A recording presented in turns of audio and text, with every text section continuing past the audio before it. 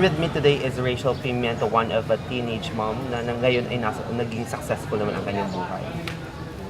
Hi, hello everybody. Happy viewing. I am Rachel Pimiento from Santo Domingo. So, hi Miss Rachel. Ilang taon ka nung ikaw ay naging ina? 19 years old, naging mother na ako actually. So, nag-birth ako nung February 7, 2009. So, 19 pa lang ako, nagkaroon na ako ng baby. Why? Bakit?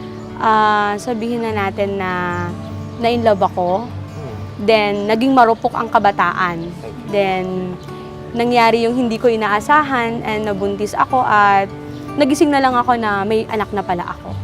Okay, so sa part ng parents, how did your parents nag-play ba to ng role sa paggagabay ng iyong baby? Wala naman silang pagkukulang sa akin sa paggagabay. I mean, pinili ko yun kasi ako kasi pag nung na-in-love ako, I mean, akala ko yun na yun eh. Yun na lahat yung solusyon. So, nung nalaman ng mga magulang mo na nabuntis ka ng maaga, how did you react?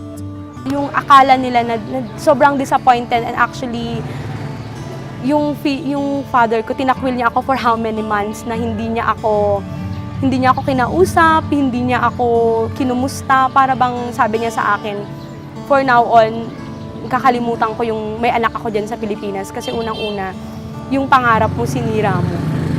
Yung naging sa akin na pinakamalaking trials na takwil ka ng parents mo dahil sa nangyari.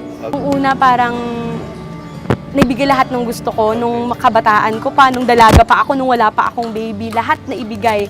Pero nung time na may baby na ako, nagkaroon na buntis, nakipag-asawa, parang hindi pala ganun yung buhay ko na. Parang from prinsesa, parang nawala ako sa pagiging prinsesa. Parang punta ako sa ordinaryong buhay na lang na dati nakikita ko sa ibang kabataan na nararanasan ko na.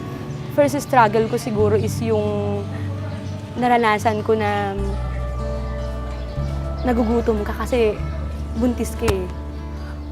Sa palagay mo, kung may gusto kang balikan, ano ba yung gusto mong itama sa buhay mo? O may gusto ka bang baguhin? May pagsisisi ka ba sa mga nagawa? Yung walang gumagabay sa'yo, walang nagsasabi na, kumusta yung pakiramdam mo, anak, partner mo, nandun siya. Siya lang yung gumagabay sa'yo, pero yung parents mo na wala na, mag-isa ka lang. Really hard for me na i-open up ulit. Pagsisisi ka ba sa mga nagawa? Gusto kong ayusin yung sana actually, yung gusto kong korso sana lawyer. So, yun yung pangarap ko na sana kung hindi pa ako nagkaroon ng anak, pwede pa akong mag-aral ng gano'n, ng maging attorney. So, mula sa pagbubuntis sa panganganak, mahirap na yan? Yes, of course, sobra. So, yung pagpapamilya naman, yung magkakasama kayo, ano yung mga struggles natin? Ano yung mga challenges? Unang-una yung adjustment. Gaano ba kahirap ang maging dalagang ina? Una, mahirap. Kasi unang-una is parang mabigla ka. So yung adjustment mo na yung mga hindi mo na pwedeng gawin pag may pamilya ka, yung mag-a-adjust lahat sa'yo eh. Yung ginagawa mo, yung hilig mo, lahat na yun may limitasyon because may responsibility ka na.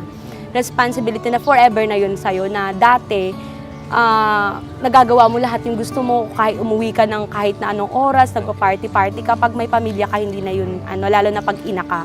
So, yun yung naging isang adjustment ko. Yung mga hilig ko, hindi na dapat. Bakit? Kasi may pamilya na ako. Bilang isang dalagang ina, ano ba yung ginawa mo? Paano mo ba binuhay yung anak mo at pamilya mo?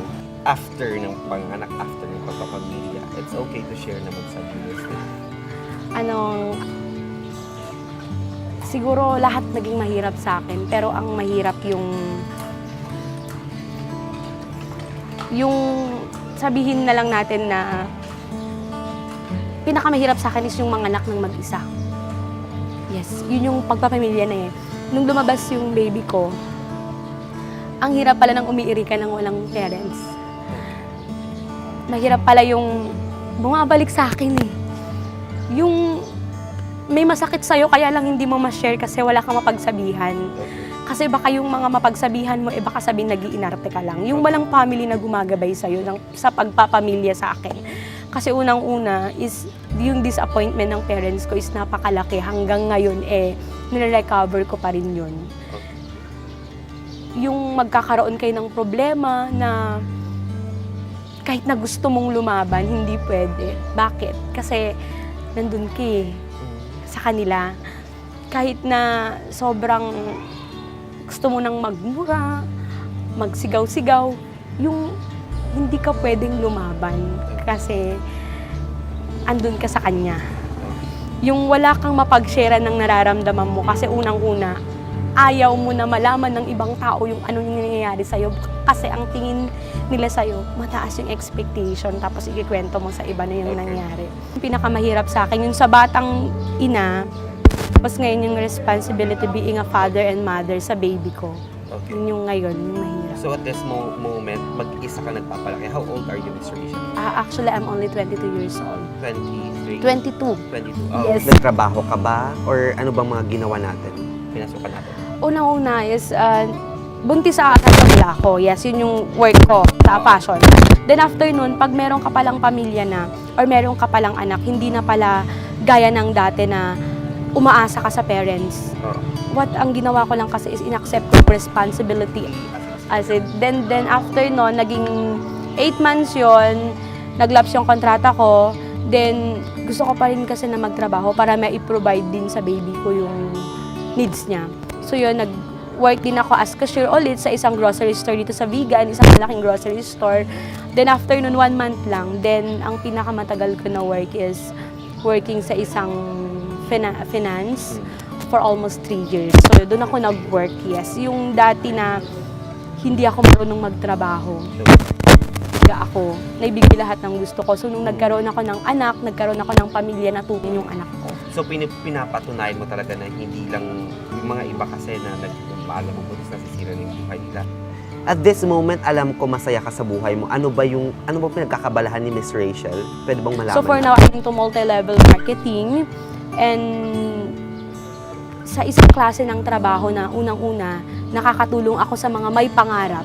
Okay. At the same time, kumikita ako. Okay. Yun yung bago kong pinagkakakitaan ngayon at gusto kong i-promote dito sa mga kabataan na ang pagtupad pala ng pangarap mo is hindi mo na kailangang hintayin na makagraduate ka kung pwede mo namang gawin ngayon. And of course, mensahe mo naman sa mga viewers natin, sa mga kabataan, kung gaano ba kahirap at ano ba ang kailangan nilang gawin. May papayo mo lang bilang isang kaibigan. Nowadays, ang premarital sex is tanggap na kasi ng society, right? Pero sa simbahan, hindi pwede. Okay. Pero for now, sa mga kabataan, i-focus nyo yung pag-aaral. At the same time, huwag nyo isipin yung yung sex. Kasi sex andyan lang yan eh. Hindi yan nawawala. Okay. At pag ikaw naging batang ina, hindi lang dun mag-i-stop ang buhay mo. Kung ano yung pangarap mo dati nung dalaga ka, sa pagiging teenage mom, mas magpursige ka. Okay. Kasi hindi lang dun nag-i-stop ang buhay mo eh. Pag naging ina ka, hindi na lang doon. Pag nagkapamilya ka, hindi doon. Yun yung bagong kabanata ng buhay mo na dapat mong ipursigi para matupad lahat ng pangarap. Sana magsilbing inspirasyon sa ating mga kabataan. Si Miss Rachel ang kanyang kwento bilang isang teenage mom. Susunod sa aming pagbabalik, huwag kayong lilipat ng channel dahil alamin naman natin ang masasabi ng isang psychologist sa lumulobong bilang ng teenage pregnancy dito sa Pilipinas at sa mga nai-involved na kabataan sa premarital sex. All that and more sa pagbabalik ng Youth Beat.